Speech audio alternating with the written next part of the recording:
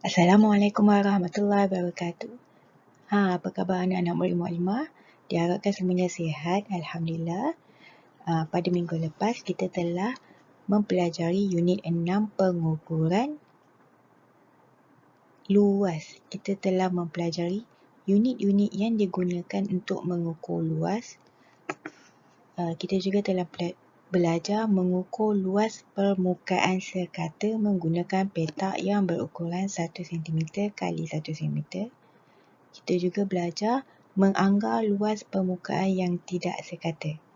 Okey, pada minggu ni kita akan sambung lagi unit 6 pengukuran dan kita akan belajar tentang isi padu. Okey, jom.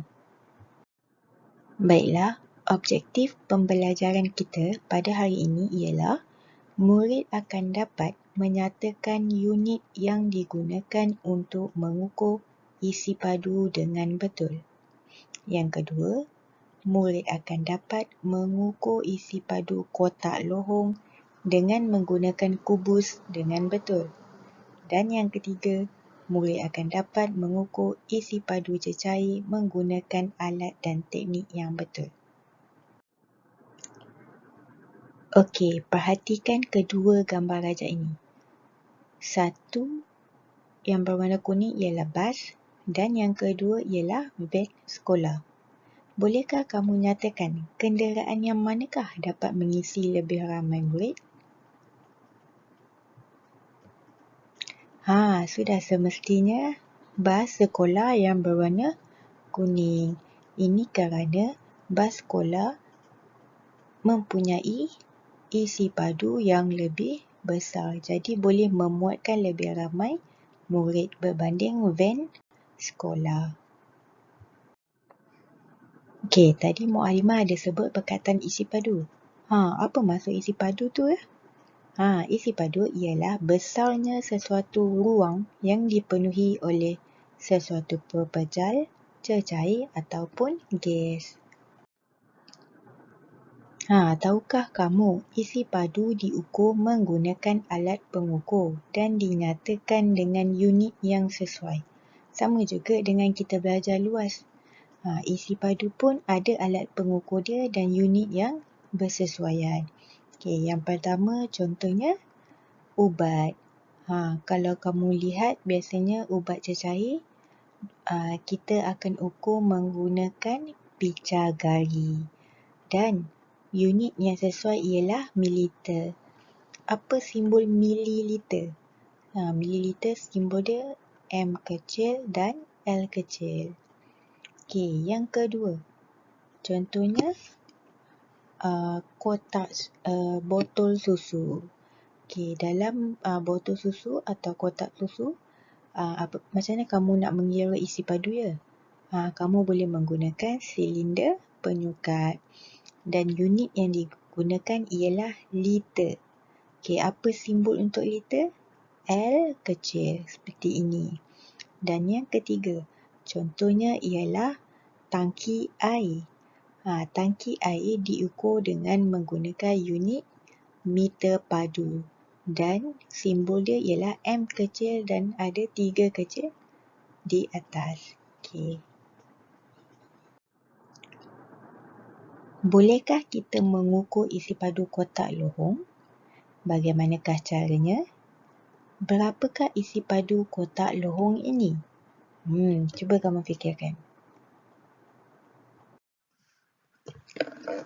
Baiklah, untuk pengetahuan murid-murid, kita boleh mengukur isi padu kotak lohong menggunakan kubus 1 cm padu. Okey, yang berwarna orange ini ialah kotak lohong yang besar ni.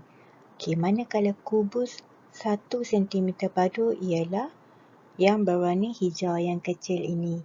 Ini kerana kamu tengok tinggi dia 1 cm, panjang dia 1 cm dan lebar dia 1 cm.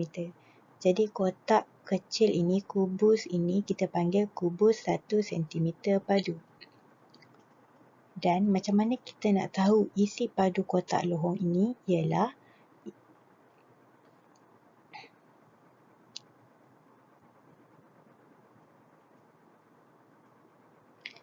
okey, kita akan meletakkan kubus 1 cm padu ke dalam kotak lohong ini. Okey, mari kita kira sama-sama. 1, 2, 3, 4, 5, 6, 7 dan 8. Oleh itu, isi padu kotak lohong itu bersamaan dengan jumlah kubus 1 cm padu yang boleh memenuhi ruangnya. Bila kita tengok kat sini, kotak berwarna orange ini bersamaan dengan 8 kubus yang berukuran 1 cm padu. Ini bermaksud kotak tersebut memerlukan 8 kubus 1 cm padu untuk memenuhi lohong ataupun ruang di dalam kotaknya. Okey. Maka jumlah isi padu kotak lohong ialah 8 cm padu. Senang kan? Baiklah, tadi kita telah belajar cara untuk mengukur isi padu kotak lohong. Sekarang, bagaimanakah kamu mengukur isi padu cecair di dalam susu kotak ini? Apakah alat yang sesuai untuk mengukur isi padu cecair? Okey, untuk pengetahuan kamu, isi padu cecair boleh diukur menggunakan silinder penyukat ataupun bika. Okey, baiklah. Seperti dalam gambar raja ini, kita dapat melihat Afiq, Amsyar dan Izzatul sedang mengukur isi padu cecair dengan mengambil ukuran isi padu susu kotak tadi menggunakan silinder penyukat. Okey, Afiq pun berkata, isi padunya ialah 210 ml. Amsyar pula berkata, bukanlah, isi padunya ialah 190 ml. Izzatul pula berkata, saya pula mendapat bacaan tepat 200 ml. Macam-macam bacaan kan? Okey, bacaan isi padu siapakah yang betul dan mengapa? Okey, mari kita lihat sama-sama. Adakah bacaan Afiq betul? Tidak. Jawapan untuk Afiq ialah salah. Cuba lihat kedudukan mata Afiq.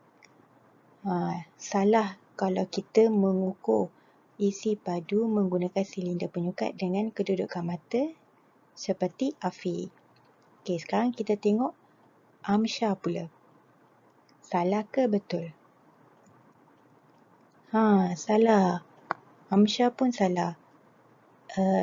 Jika kita lihat kedudukan mata Amsyar juga salah.